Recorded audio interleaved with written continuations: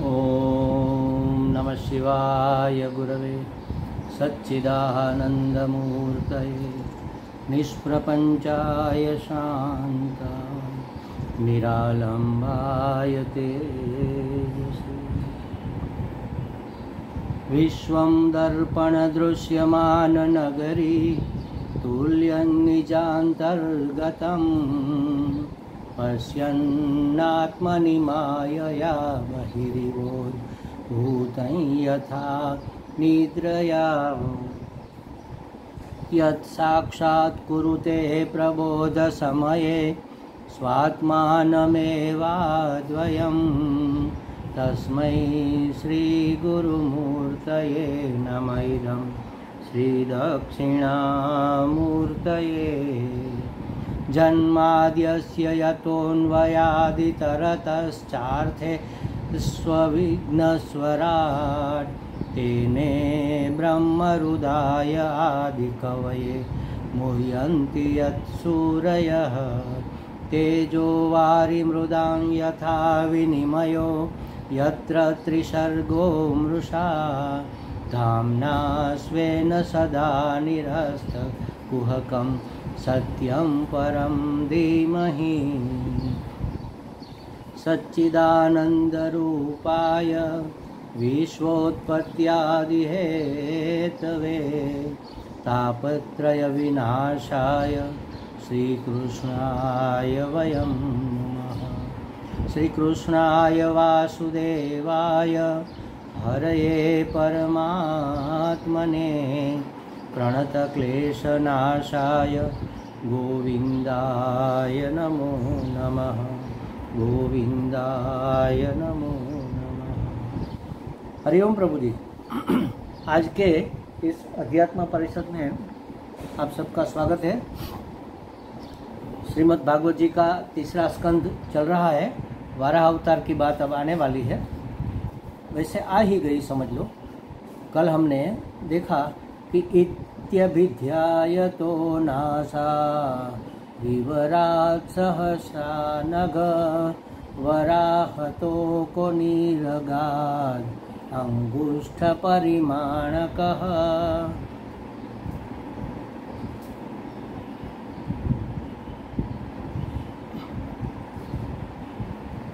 उद्धव जी ने पूछा कि आपकी आज्ञा पाकर शिरोमान्य करके फिर मनु ने इस पृथ्वी पर अपनी प्रजा को कहाँ बसाया। तो कहते हैं कि मनु ने पूछा कि महाराज आपकी आज्ञा तो शिरोमान्य है, पर हम प्रजा को बसाए कहाँ, क्योंकि धरती रसाताल को गई हुई है। तो ब्रह्मा जी सोचने लगे कि अब क्या किया जाए। तो संकल्प मात्र से भगवान का प्रादुर्भाव होता है। देखो, ब्रह्मा जी ने संकल्प किया, चिंतन किया, और उसकी चिंता और चिंतन से उसके नाक से एक अंगुष्ठ मात्र वराह शिशु निकल आया। नासिका छिद्र से अकस्मात ही अंगुष्ठ के बराबर, कहने का मतलब यही कि अंगुष्ठ के शिरो मात्र बराबर, इसके अंगुष्ठ शिरो मात्र पृथ्वी प्रेमी श्री भगवान वाराह नासिका से प्रकट हो गए और क्षण भर में हाथी जितने बराबर हो गए और देखते ही देखते पर्वताकार होकर गरजने लगे। ये है वाराह अवतार। अब भगवान रसाताल में जाएंगे और वहाँ से पृथ्वी का उद्धार करके समुद्र के ऊपर अपने स्थान पर उसको स्थिर करेंगे। तब सब लोग वाराह भगवान की स्तुति करने लगे। यहाँ वाराह भगवान का स्वरूप दर्शन करने योग्य है। देखो, वे आकाशाचारी है, मतलब आकाश में घूम फिर सकते हैं। उच्च पुच्छ है, उसकी पूंछ ऊंची है, ऊंची। जैसे प्राणी कोई भी दौड़ता है तो पूंछ उठाकर ही दौड़ता है, बैल गाय इत्यादि। अपने कंधे के बालों को विधुनन कर रहे हैं, ऐसे ऐसे ढूंढ रहे हैं अपने कंधे के बाल, जैसे घोड़ा करता है वैसे। उनके दांत श्वेत है, बाहर जो दांत दो निकले होते हैं श्वेत एकदम धवल है।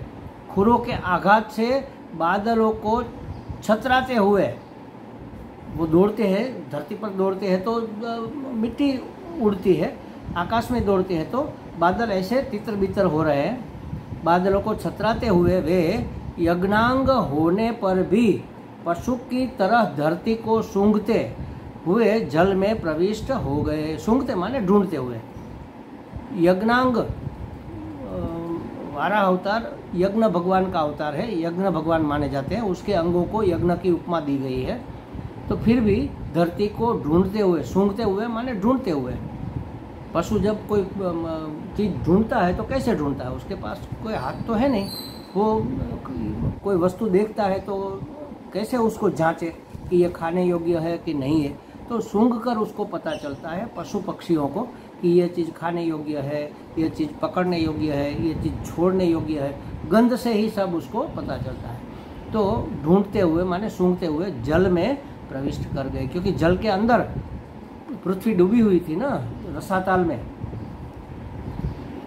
तो वहाँ प्रवेश कर गई, क्योंकि पृथ्वी जल में डूबी हुई थी। पृथ्वी की उत्पत्ति जल से होने के कारण उसका लय भी जल में ही हो सकता है।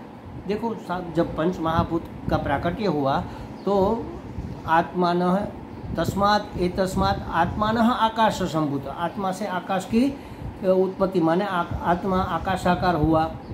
आकाशात वायु, आकाश फिर वायु के रूप में अभिव्यक्त हुआ, वायु अग्नि रूप में अभिव्यक्त हुआ, अग्नि जल के रूप में अभिव्यक्त हुआ, और जल मिट्टी के रूप में माने पृथ्वी के रूप में अभिव्यक्त हुआ। तो जिसमें से हम निकले हैं उसी में वापस हम जा सकते हैं। तो कारण में ही कार्य समाता है। जैसे मिट्टी से घड़ा बना है, अब घड़े को मिटा दो, क्या हो जाएगा? मिट्टी हो जाएगा। तो घड़े को मिटा दो तो वह अग्नि नहीं हो जाएगा, समझ लो, क्योंकि मिट्टी से बना है तो मिट्टी हो जाएगा। मिट्टी कहाँ से बनी है? जल से। मिट्टी को मिला देना है, मिटा देना है तो जल में मिला दो, मिट्टी मिट जाएगी। जल को मिटा देना है तो अग्नि लगाओ, बाष्प होकर फिर अग्नि हो जाएगा, गर्म होकर अग्नि तत्व में वह मिल जाएगा। अग्नि को मिटाना है तो फिर वह वायु हो जाएगा। जैसे गर्मी भाप लगती है ना, वायु रूप में हमें गर्मी लगती है, गर्मी सघन हो जाए तो अग्नि हो जाती है। तो अग्नि हो जाएगा जल, और अग्नि को मिटा दो वह आकाश हो जाएगा। आकाश अगर मिट जाए तो वह आत्मा हो जाएगा, मतलब आत्मा है ही। तो कहते हैं कि पृथ्वी कहाँ लीन हो गई थी? जल में, क्योंकि जल उसका कारण है। जल में ही पृथ्वी लीन हो सकती है।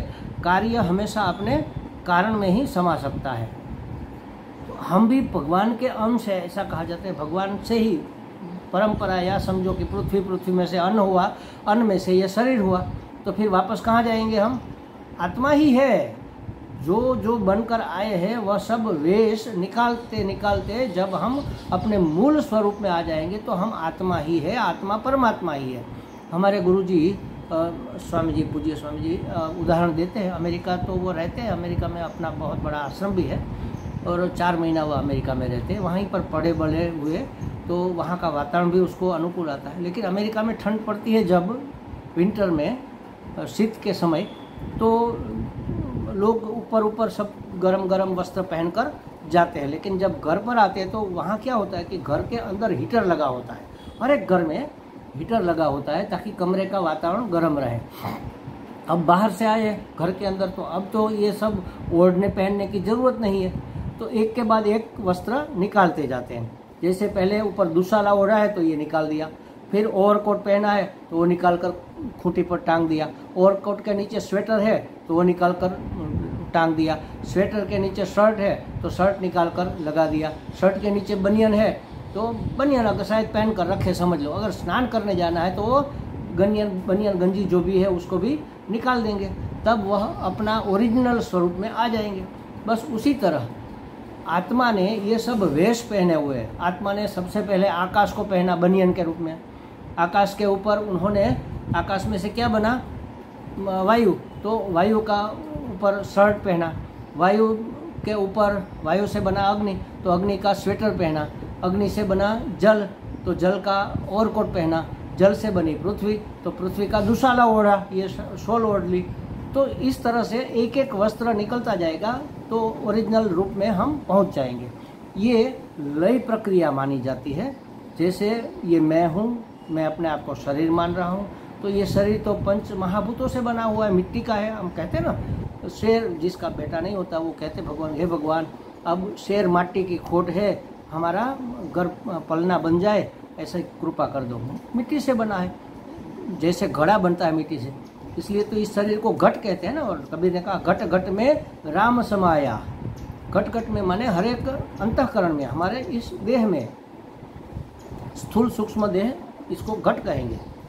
तो ये मिट्टी में मिल जाएगा। मिट्टी ये अनाज से बना है ना, तो ये जब शरीर मिटेगा तो अन्न कहाँ से उत्पन्न हुआ? मिट्टी में। मिट्टी जल में, जल अग्नि से, अग्नि वायु से, वायु आकाश से, आकाश आत्मा का स्वरूप ही है, आकाश का ही वेश है, वेश पहना हुआ है। तो ओरिजिनल हम आत्मा स्वरूप में स्थापित हो जाएंगे और तब पता चलेगा कि आत्मा ही परमात्मा है, सब आत्मा से बना है, माने सब परम आत्मा है। तो इस तरह से जो कार्य होता है वह कारण में समा जाता है। तो कहते हैं कि पृथ्वी, डूबी हुई पृथ्वी की उत्पत्ति जल से होने के कारण उसका लय भी जल में ही हो सकता है। अब पृथ्वी को ढूंढना है तो क्या करना होगा? जल में प्रविष्ट हो जाना होगा। यही औपनिषद सिद्धांत है कि जो कारण होता है उसी में कार्य समाता है। ये उपनिषद का सिद्धांत है। श्री भगवान ने रसातल में जाकर समस्त जीवों की आश्रयभूता पृथ्वी को अपनी दाढ़ों पर उठा लिया। वहाँ पृथ्वी है तो समस्त जीवों की आश्रय, सभी जीव पृथ्वी पर ही तो रहते हैं। कीड़े मकोड़े, चींटी, कीट पतंग, मनुष्य, प्राणी, पशु पक्षी, पेड़ पौधे, लता, सब जीव पृथ्वी पर रहते हैं। उसका आश्रय है पृथ्वी। तो सब जीवों की आश्रयभूता पृथ्वी को अपनी दाढ़ों पर उठा लिया। बाहर जो दो दांत थे उस पर उठा लिया। वाराह आपने देखा होगा, उसके आगे दो ऐसे दांत रहते हैं, उसके ऊपर पृथ्वी को उठा लिया। वाराह अवतार का चित्र देखोगे तो उसमें भी ऐसा ही होगा। वाराह भगवान है दाढ़ों पर अपनी पृथ्वी को उठाए हुए हैं। वहाँ असह्य विक्रमादित्य हिरण्याक्ष हाथ में गदा लेकर आक्रमण करने आ गया। असह्य विक्रम, विक्रम माने पराक्रम। विक्रम दैत्य हिरण्याक्ष, असह्य विक्रम माने अत्यंत पराक्रमी जो था वह हिरण्याक्ष। उन्होंने तप करके, भगवान का तप करके वरदान पाया था, अनंत शक्ति प्राप्त की थी। तो तब हाथ में गदा लेकर वहाँ आक्रमण करने आ गया। कि पृथ्वी लेकर कहाँ जा रहे हो? उसको तो श्री भगवान ने खेल खेल में मार दिया और पृथ्वी को लेकर जल से बाहर निकल आए। तब ऋषि महात्माओं ने उनकी स्तुति की।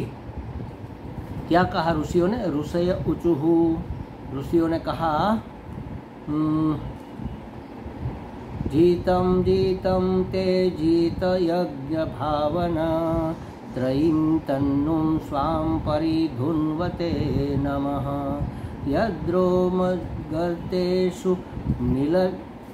निलिल्युरद्वराः तस्मै नमः कारणशूकराय।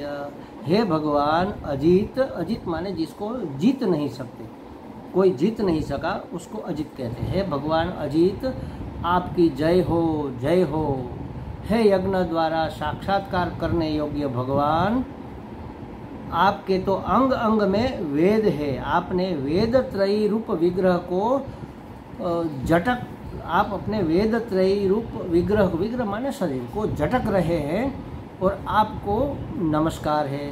आपको रोमकूपों में संपूर्ण यज्ञ लीन है, एक एक रोमकूप में एक एक यज्ञ लीन है। आपने तो पृथ्वी का उद्धार करने के लिए ही यह शुकर रूप धारण किया। शुकर माने सुअर धारण किया है, आपको नमस्कार हो। ऐसी सब देवता लोग प्रार्थना करने लगे। पृथ्वी का उद्धार किया इसलिए सब प्रार्थना करने लगे। मतलब क्या है? सभी देवता अनुकूल हो गए, कहने का मतलब ये है। ये पंच महाभूत सभी यह देव देव ही है। अग्नि देव है, वायु देव है, वरुण देव है, जल देव है, दिशाएं भी देव है, दिक देवता, सूर्य देव है, चंद्र देव है, सब अनुकूल हो गए। मतलब स्तुति करने लगे माने प्रसन्न हो गए, अनुकूल वातावरण प्रकट हो गया।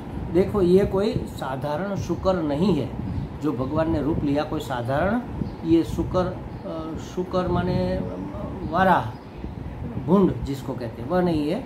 ये कारण शुकर है, कारण जिसमें से कार्य प्रकट होता है।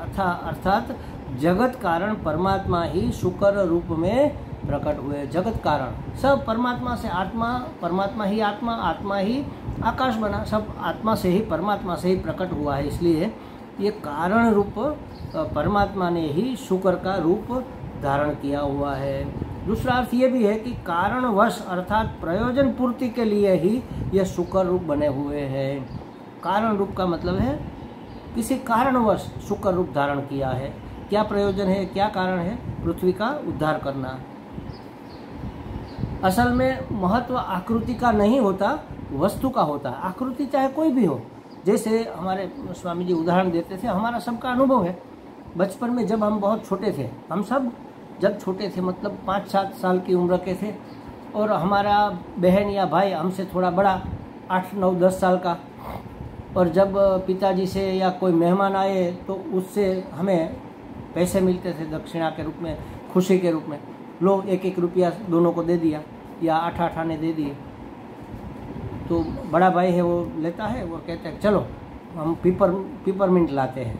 उस समय गोली आती थी मीठी, और उसके आकार आते थे, उसका रंग भी होता था, लाल, हरी, नीली, पीली, आसमानी, ऐसे कलर की मीठी गोली आती थी। और उसका आकार होता था, कोई ऊंट के आकार की है, कोई गाय के आकार की है, कोई गधे के आकार की है, कोई जिराफ के आकार की है। ऐसे ऐसे आकार में ये मीठी गोली आती थी। तो रुपये की 10 गोली ले ली। अब दोनों भाई को 5-5 गोली बांटनी है। तो जब हम छोटे थे क्या करते थे, नहीं गधा मैं नहीं लूँगा, गधा तुम ले लो, मुझे हाथी दे दो, मुझे गाय दे दो, मुझे हिरण दे दो, मुझे जिराफ दे दो। या पंछी के भी आते थे, गरुड़, कौवा, तोता, मैना, कबूतर। तो कहते ये कौवा हमें नहीं चाहिए, हमें मोर दे दो, हमें कबूतर दे दो। देखो आकार कोई भी हो, रंग कैसा भी हो, है तो खांड की गोली ही, और क्या है, शक्कर की गोली ही तो है। स्वाद तो वैसा ही आएगा, उसमें शायद थोड़ी फ्लेवर भी डाली होगी, तो फ्लेवर वाला स्वाद तो मीठा ही आने वाला है। तो आकार कोई भी हो, रंग कोई भी हो, रंग रूप का कोई महत्व नहीं है, उस वस्तु क्या है ये महत्वपूर्ण है। तो गोली का महत्व है, आकार का नहीं। लेकिन जो समझते नहीं है बच्चे हैं, वो तो आकार को पकड़कर आग्रह रखेंगे कि मुझे यही आकार चाहिए। उसी तरह अध्यात्म में जो बच्चे हैं, माने जो ज़्यादा नहीं समझ रहे, वह आकार को महत्व देते हैं कि नहीं हमारे तो कृष्ण जी, तुम्हारे तो राम जी, या तो हमारे तो राम जी, तुम्हारे तो कृष्ण जी, या तो हमारे तो हनुमान जी, तुम्हारे तो गणपति जी, हमारे हनुमान जी देखो कैसे है, तुम्हारे गणपति देखो। तो ये आकार का झगड़ा, नाम रूप का झगड़ा जो बालक बुद्धि होते हैं वही करते हैं। तो इसलिए कहते हैं कि असल में महत्व आकृति का नहीं, वस्तु का होता है। किसने यह आकार धारण किया? एक ही परमात्मा है। वही राम बने, वही कृष्ण बने, वही हनुमान बने, वही गणपति बने, वही सूर्य बने, वही देवी देवता बने। तो तत्व तो एक ही है, अनेक हो ही नहीं सकता ना, सत्य तो एक ही होता है। तो सत्य स्वरूप परमात्मा ने ही यह सब रूप लिए हुए हैं। इसलिए आकार का महत्व नहीं, वस्तु का महत्व है। चाहे वह भगवान को किसी आकार को धारण करने में कोई दिक्कत नहीं है, चाहे उसको भूंड बना दो, चाहे कछुआ बना दो, चाहे मछली बना दो, वो सहर्ष स्वीकार करते हैं। सब बने हैं ना भगवान को। अतः जो आपको इस रूप का आदर नहीं करता उसकी बुद्धि भ्रष्ट है, मोहित है। ये देवता लोग स्तुति करते हुए कहते हैं कि हे भगवान, आपके इस आकार को, इस रूप का जो आदर नहीं करता वह बुद्धि भ्रष्ट है, माने मोहित है, अविवेकी है। मोह माने अविवेक। भगवान तो भगवान ही है, फिर उनकी आकृति हमारी इंद्रियों से चाहे कैसी भी क्यों न दिखे, आँख से बड़ी दिखे या छोटी दिखे, काली दिखे या गोरी दिखे, पशु के रूप में दिखे या कीड़े मकोड़े के रूप में दिखे, जानवर के रूप में दिखे, मनुष्य के रूप में दिखे या देवता के कोई भी रूप में दिखे, है तो भगवान ही। ये दिखना तो हमारी इंद्रियों की मर्यादा है। अतः मैत्रेय जी कहते हैं कि हे विदुर जी, तस्मिन् प्रसन्ने सकलाशिषां प्रभो किं दुर्लभं ता विरलं लवात्मभिः। क्या कहते हैं? सभी कामनाओं को पूर्ण करने में समर्थ श्री भगवान प्रसन्न होने पर संसार में क्या दुर्लभ है। भगवान अगर प्रसन्न हो जाए तो फिर क्या दुर्लभ है। कहने का मतलब ये है कि सांसारिक वस्तुओं के पीछे भागने से कुछ हासिल होने वाला नहीं है। एक भगवान को ही मांग लो, सब मिल जाएगा। जैसे वो छोटी सी कहानी आती है ना, एक राजा ने बाजार सजाया, भांत भांत की मिठाई, वस्त्र, खेल के साधन, ये गहने वहने सब रखे और ऐलान कर दिया कि इस बाजार में आप सब लोग आओ, आपको जो चीज़ चाहिए वो एक लेकर वापस मुड़ जाओ, आगे नहीं जा सकते, कोई भी एक वस्तु आप ले लो, और जिस वस्तु को आपने पार कर दिया वापस मुड़कर उसको नहीं ले सकते। जैसे समझो कि पहले मिठाई है, मिठाई खा ली, आप वापस आ जाओ, मिठाई नहीं खाई आगे गए, वहाँ वस्त्र है, वस्त्र लिया तो फिर वापस आकर आप मिठाई नहीं ले सकते, मिठाई को छोड़कर आप गए थे ना, मिठाई और वस्त्र दोनों छोड़ दिए और खेल कूद के वहाँ साधन पड़े हैं, वहाँ जाकर आपने बैट बॉल उठा लिया तो फिर आप वस्त्र और मिठाई वापस नहीं ले सकते। इस तरह का नियम बना दिया और फिर निकल जाना है। तो सब लोग जो जो चीज़ें उसको बहुत भागे वह लेकर वापस आ गए। कोई गहने सोने तक पहुँचा, कोई हीरे तक पहुँचा, आगे वो थे, लेकिन किसको पता अगर वहाँ आगे कोई इससे अच्छी चीज़ ना हो तो हमारी तो ये चीज़ भी छूट जाएगी। तो लोग ले लेकर वापस आ गए। एक युवक था, वो देखा उसने बाजार में, बाजार के एंड में एक सिंहासन पर राजा बैठा है, सब लोग चीज़ें ले जा रहे हैं। तो उसने देख लिया कि हाँ सिंहासन पर राजा बैठा है, तो वो गया, एक भी चीज़ को उसने छुआ नहीं और सीधा राजा के सामने जाकर खड़ा हो गया। राजा ने कहा, अरे क्या हुआ, तुमने कुछ नहीं लिया? उसने कहा, ले रहा हूँ ना। तो कब लोगे? उसने कहा, मैं ये सिंहासन ले रहा हूँ, मतलब राजा का स्थान में ले रहा हूँ। तो वह राजा बन गया, माने सब चीज़ें उसकी हो गई कि नहीं हो गई। तो उसी तरह सभी कामनाओं को पूर्ण करने वाले, एक एक कामना हमारी होती है, हे भगवान बेटा दे दो, हे भगवान बीबी से मिला दो, एक पत्नी सुंदर दे दो, हे भगवान नौकरी दे दो, हे भगवान एक बंगला बनवा दो, हे भगवान एक गाड़ी दे दो। छोटी छोटी कामनाओं की पूर्ति के लिए हम गिड़गिड़ाते रहते हैं, धमाल करते रहते हैं। तो कहते हैं कि सभी कामनाओं की पूर्ति करने वाले जो भगवान है उसी को पकड़ लो, बाकी कामना कोई बाकी रहेगी नहीं। तो कहते हैं कि सभी कामनाओं को पूर्ण करने में समर्थ श्री भगवान को प्रसन्न होने पर उसको प्रसन्न कर लिया तो फिर संसार में क्या दुर्लभ है, पूरा संसार उसी का तो है। तो उसको अगर प्राप्त कर लिया, भगवान को प्रसन्न कर लिया, प्राप्त कर लिया, तो संसार में कोई वस्तु दुर्लभ नहीं रहेगी। किंतु उन तुच्छ कामनाओं की आवश्यकता ही क्या रह जाती है? फिर भगवान को जब प्राप्त कर लिया फिर उस वस्तुओं की कोई इच्छा ही नहीं रह जाएगी।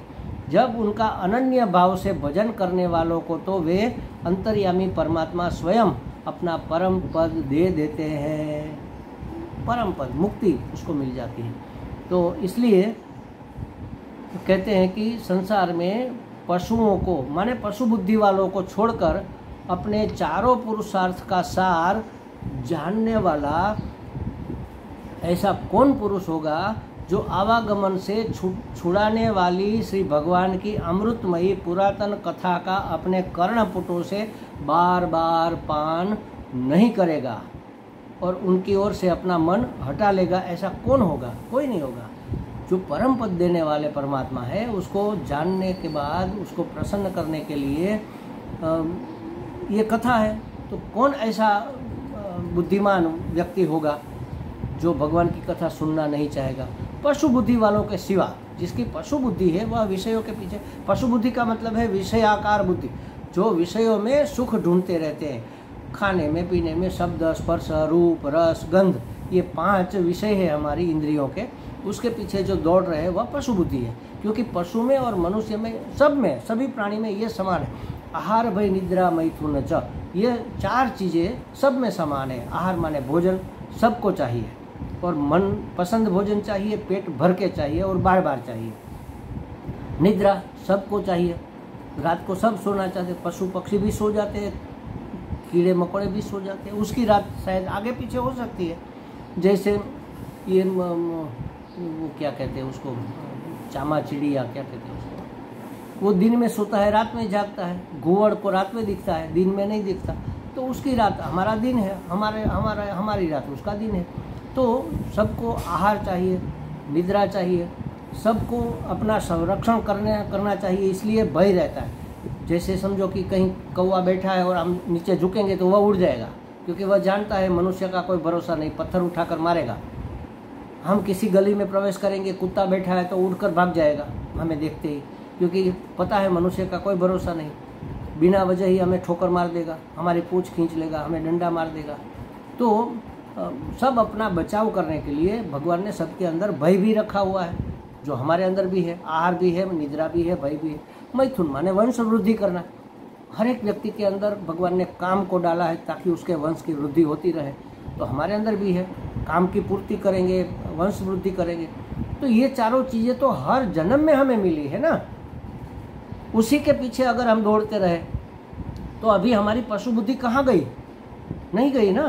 तो पशु बुद्धि वाले इस कथा को और इस भगवान की प्राप्ति के हेतु को छोड़ देंगे। इसके सिवा कौन ऐसा होगा जो भगवान की कथा, अमृतमयी कथा, पुरातन कथा, पुरातन माने पौराणिक और नई भी, इसका अपने कानों के द्वारा बार बार पान करने की इच्छा नहीं करेगा। माने सब करेंगे। जो बुद्धिमान है, जो पशु बुद्धि नहीं है, वह तो भगवान की कथा जरूर सुनेंगे। यहाँ पर 10वां अध्याय समाप्त होता है। इति तृतीय स्कंधे 10वां और अब त्रयोदशोऽध्याय 13वां अध्याय समाप्त होता है।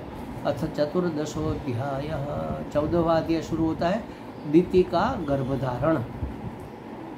विदुर जी ने पूछा कि जब यज्ञ मूर्ति वाराह भगवान अपनी दाढ़ों पर पृथ्वी रखकर जल में से निकल रहे थे, तब आदि दैत्य हिरण्याक्ष से उसका युद्ध किस कारण हुआ, आप हमें यह बताइए। तब मैत्रेय जी ने प्रसन्न होकर बोले कि श्री भगवान की अवतार कथा पाप विनाशिनी होती है। वाराह भगवान ने भी अवतार लिया है, तो उसकी कथा भी हमारे पाप को नष्ट करने वाली होती है। तो उसकी पूर्व भूमिका अब मैं बताता हूँ। ऐसा कहकर फिर आगे मैत्रेय जी ने एक इतिहास सुनाया। पौराणिक जो बातें घटना घटी हुई होती है उसको इतिहास कहते हैं। इति ह आस, इति माने इस तरह, ह माने निश्चित, निश्चित ही, हास माने हुआ था, इस प्रकार चौक्कस हुआ ही था, इसको कहते हैं इतिहास। तो एक इतिहास सुनाया कि एक बार सूर्यास्त के समय जब कश्यप ऋषि भगवान यज्ञपति का आराधन कर रहे थे, माने यज्ञशाला में यज्ञ कर रहे थे, अग्निशाला में ध्यानस्थ बैठे थे, तब दक्ष की पुत्री दीति का विवाह कश्यप जी से हुआ था। दीति ने अपनी पुत्रवती सौतों की ईर्षावश, उसकी और भी पत्नियां थी कश्यप जी की, उसके बेटे थे, इसका कोई बेटा नहीं था, तो ईर्ष्या हुई। ईर्षावश देश काल की मर्यादा का विचार किए बिना ही कामातुर होकर अपने पति कश्यप जी से पुत्र प्राप्ति की प्रार्थना की। अब प्रार्थना खंड में बैठे हैं, यज्ञशाला में बैठे हैं, ध्यान लगाकर बैठे हैं, उस समय उसकी पत्नी आकर कहती है कि हमारे साथ संयोग करो, हमें पुत्र प्रदान करो, काम संभोग करो। तो ये तो योग्य नहीं है ना। संध्या का समय है, ये टाइम भी योग्य नहीं है, ये स्थान यज्ञशाला ये भी योग्य नहीं है, और ईर्षावश मांगना ये भी योग्य नहीं है। तब कश्यप जी ने कहा कि तुम्हारी इच्छा अनुसार मैं तुम्हें तुम्हारा प्रिय अवश्य करूंगा, तुम्हें पुत्र दूंगा, लेकिन अभी तुम एक मुहूर्त ठहर जाओ, क्योंकि यह समय ठीक नहीं है। एक मुहूर्त माने 48 मिनट ठहर जाओ। यह अत्यंत घोर समय, राक्षस आदि घोर जीवों का समय है। और हे साध्वी, इस सायंकाल में भूत भावन भूतपति भगवान शंकर अपने भूत गणों के साथ नंदीराज पर बैठकर विचरण करते हुए अपने त्रिनेत्र से सबको देखते हैं, माने वो विहार करने निकलते हैं। उस समय अगर कोई ऐसी क्रिया करता दिख जाएगा तो उसको तो अप्रसन्नता होगी, उसका शाप लगेगा। तो ये ठीक नहीं है, ये समय ठीक नहीं है, ये स्थान ठीक नहीं है। तुम एक मुहूर्त ठहर जाओ, मैं पूजा पाठ कर लूँ, और फिर जब योग्य समय होगा तब मैं तुम्हारी पुत्र प्राप्ति की इच्छा पूर्ण करूँगा। इस प्रकार पति के समझाने पर भी कामातुर दीति ने वृषली इव, वेश्या के समान, देखो इतना गंदा शब्द यहाँ इस्तेमाल हुआ है, वृषली इव, वेश्या के समान निर्लज्ज होकर, पत्नी चाहे अपनी हो लेकिन उसमें लज्जा तो होनी ही चाहिए, निर्लज्ज होकर ब्रह्मर्षि कश्यप जी का वस्त्र पकड़ लिया कि नहीं नहीं आप मुझे अभी संतुष्ट करो। तब कश्यप जी ने उस निंदित कर्म में अपनी भार्या का अत्यंत हठाग्रह देखकर देव को नमस्कार, देव माने भाग्य, ऐसा भाग्य में होगा, देव को नमस्कार किया और एकांत में उसकी इच्छा पूर्ति की। और फिर नदी जाकर स्नान शौच इत्यादि करके प्राणायाम करके प्राण और वाणी का संयम करके फिर ध्यानस्थ हो गए। अब देखो ये घटना कितना भयंकर परिणाम लाती है, इसकी बात हम आगे करेंगे। ओम पूर्णमदः पूर्णमिदं पूर्णात् पूर्णमुदच्यते पूर्णस्य पूर्णमादाय पूर्णमेवावशिष्यते। ओम शांति शांति शांति। हरि ओम। श्री गुरुभ्यो नमः। हरि ओम।